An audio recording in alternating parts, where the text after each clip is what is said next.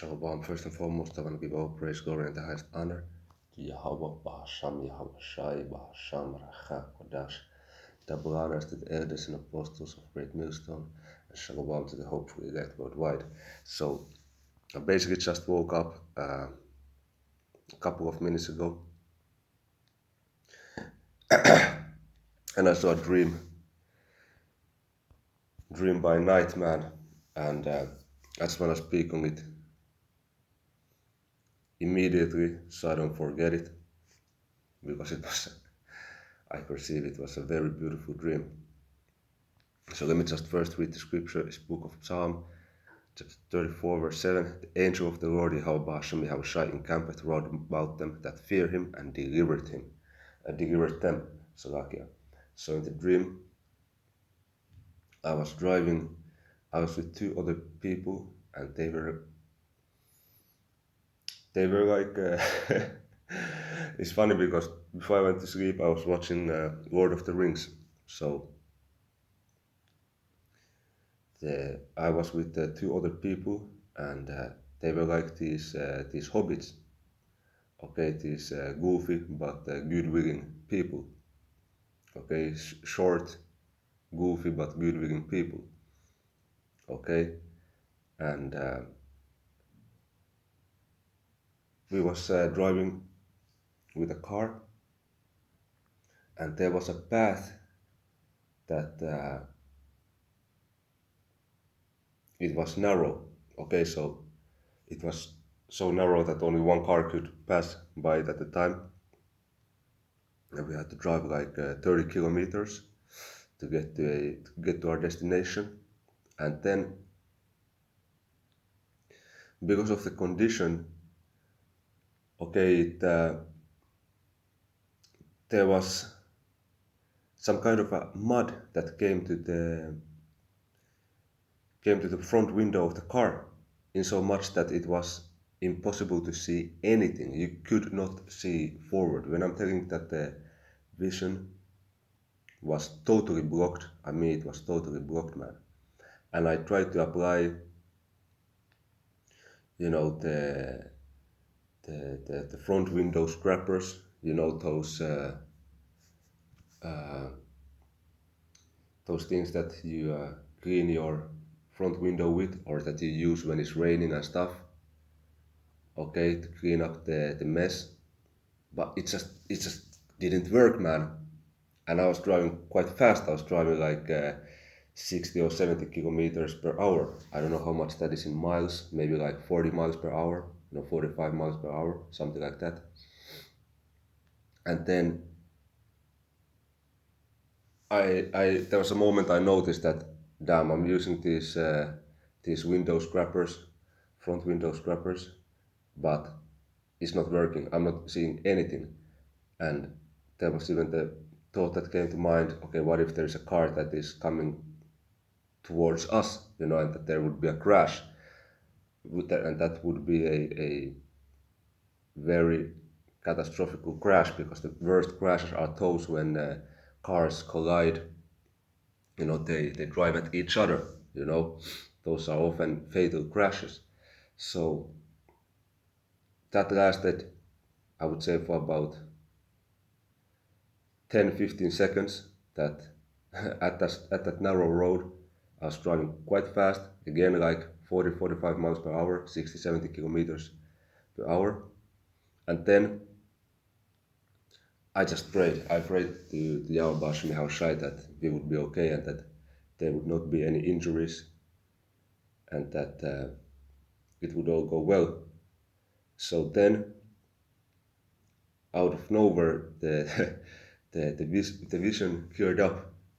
Okay? And also one other thing I want to mention is that when the vision got fucked up by this bizarre light brownish mud that just came to the front window, which I couldn't get rid of. When that happened, I immediately pressed brake, because I figured that, okay, I know that this road, until I was able to see, it was straightforward. So I figured that, okay, if I just keep the wheel straight, and if I just press brake, we're gonna be able to stop and basically go from there. But I wasn't even able to stop the car. I pressed the brake, but the car wouldn't stop. It just continued at the same pace. And that is a scary feeling. Hey, if you're pressing the brake, but the car isn't stopping, hey, that is a scary feeling, man.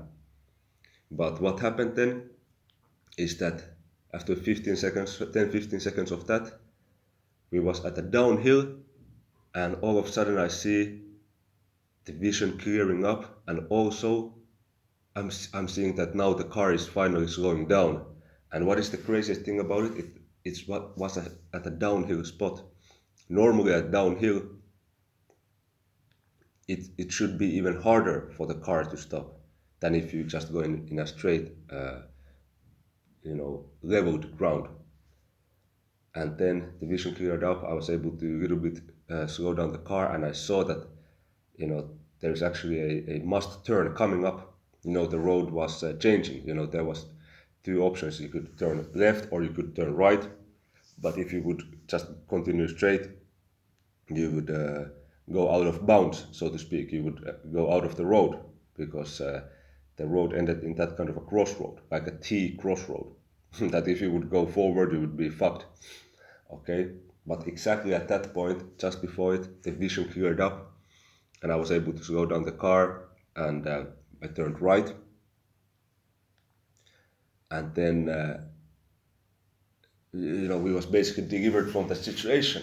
Okay, and then the dream even continued, because we went into like a hostel, because this area, it was like a some area in the dream. It was somewhere in Sweden, okay, next to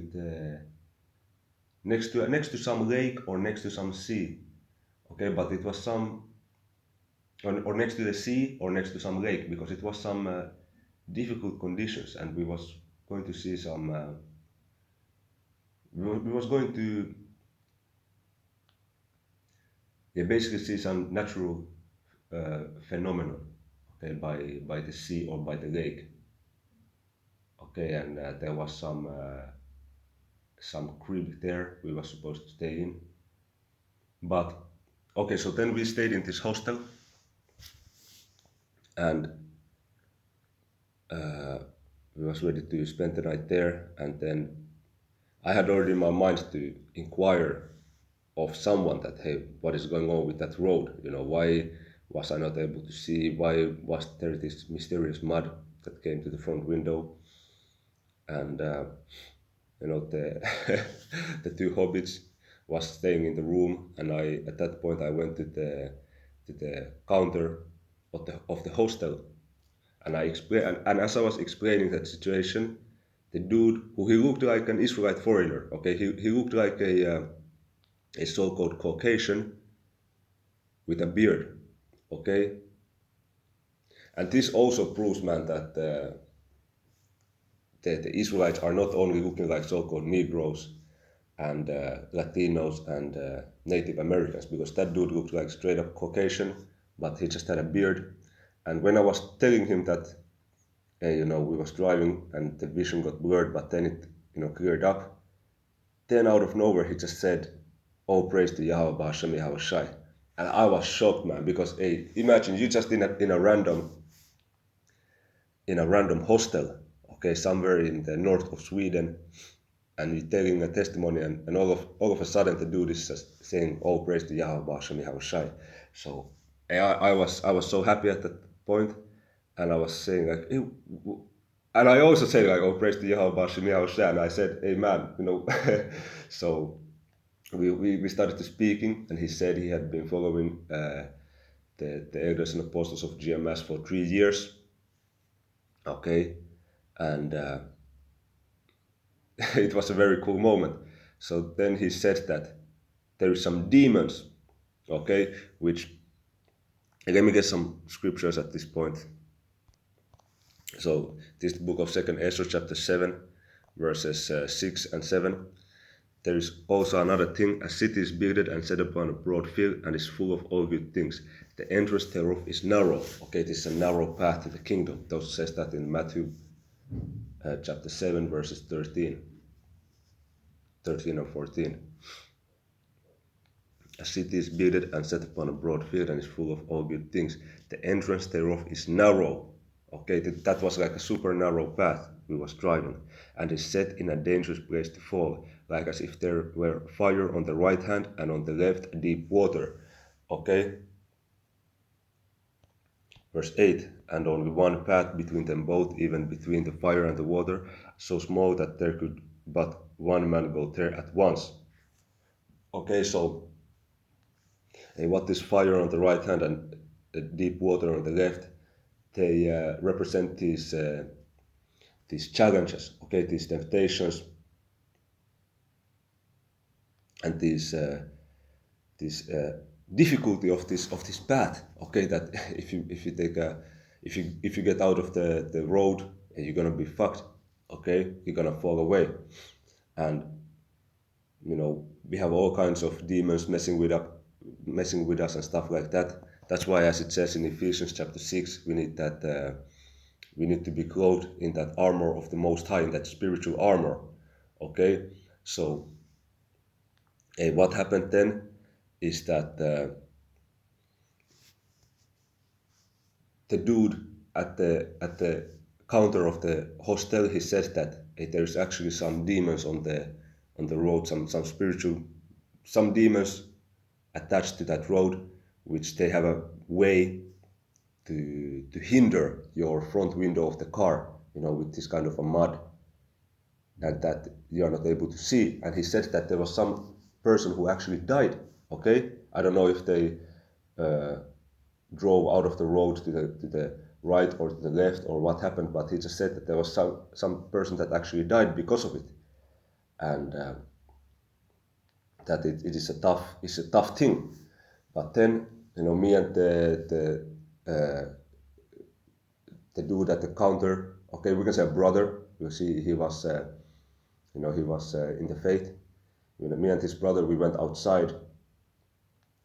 This brother who was working at the counter of the hostel, and then when we was outside, man, we was seeing all kinds of chariots in the air.